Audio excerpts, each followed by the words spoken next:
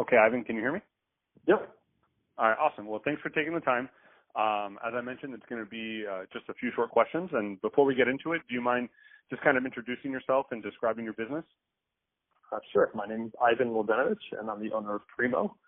Primo is a managed IT service provider that services, in general, professional service companies in Miami, Florida. Our responsibilities to our clients are generally providing core network, server, and help desk support, managing infrastructure, maintaining backups and security, and helping with the day-to-day responsibilities of managing technology for small to medium-sized businesses.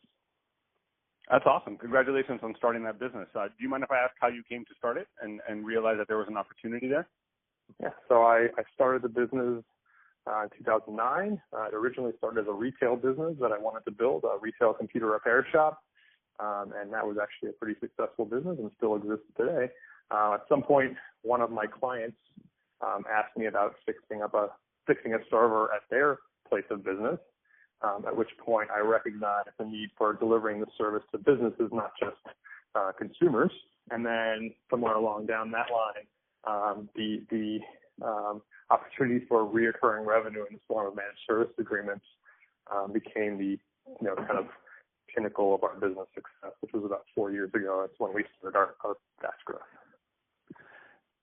That's great. Yeah, one of the things we've been talking about in our entrepreneurship class is the ability to identify those opportunities and then, the willingness to go ahead and exploit them and create a business out of it. So kudos to you for that.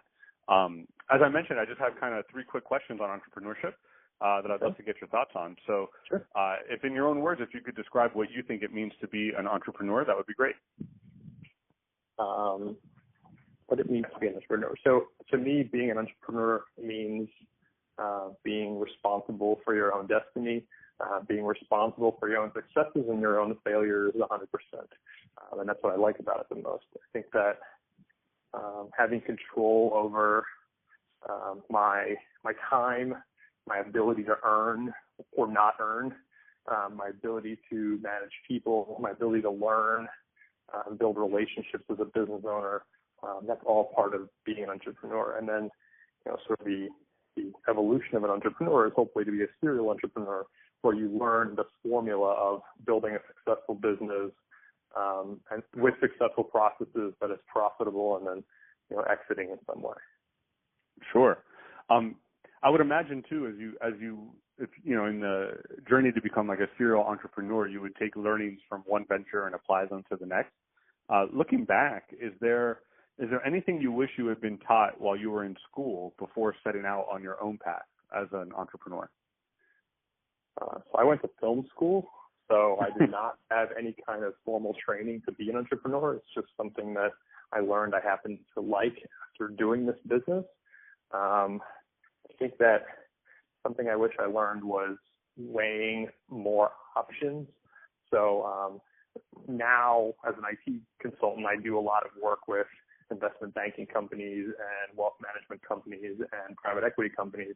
And I wish that was a world that I was introduced to earlier, because those types of companies are exposed to so many different businesses, and there's so much to learn there. So learning from why a recurring revenue business is a valuable business, how product businesses are different from service-based businesses, how culture affects company profitability, and how it affects the effectiveness of a team of people.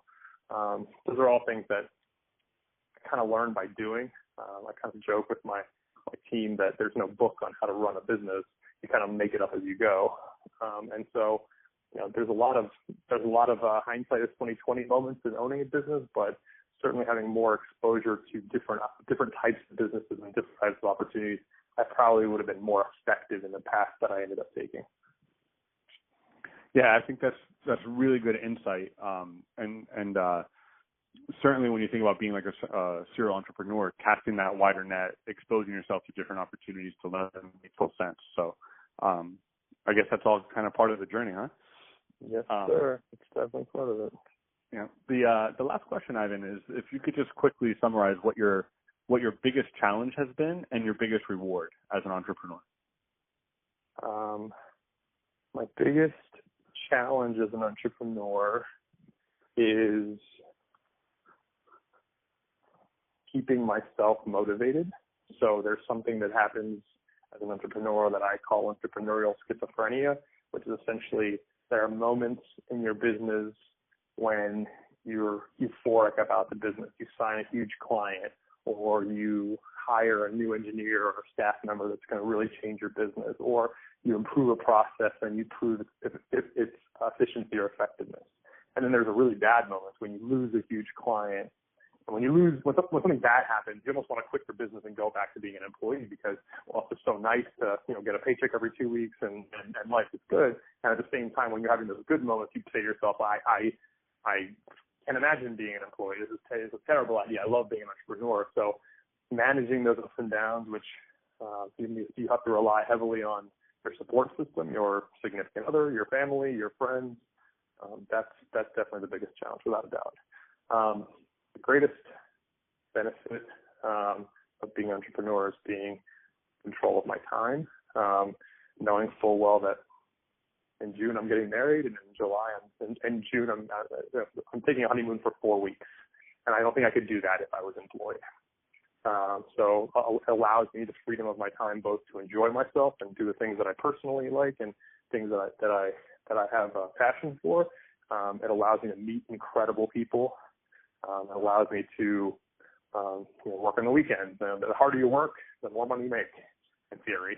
Yep. As long as that time is effectively used and so on. Obviously, you could work yourself to death and make no money too. But having that, being in control of that ratio of like how much you're able to earn based on, it's almost like it's commission based, but you own the whole business. So you don't just own the sales aspect of your compensation. You also own, the valuation you get for your business at exit. You can raise money. You can train and build quality people and so on. So the journey is kind of cool. It's definitely not easy, but it's a really cool journey. That's awesome. Well, I really appreciate you being so open about the experiences, and best of luck to you in the future, and congrats on getting married. Awesome. Thanks, Mike. All right. Thank you, Ivan.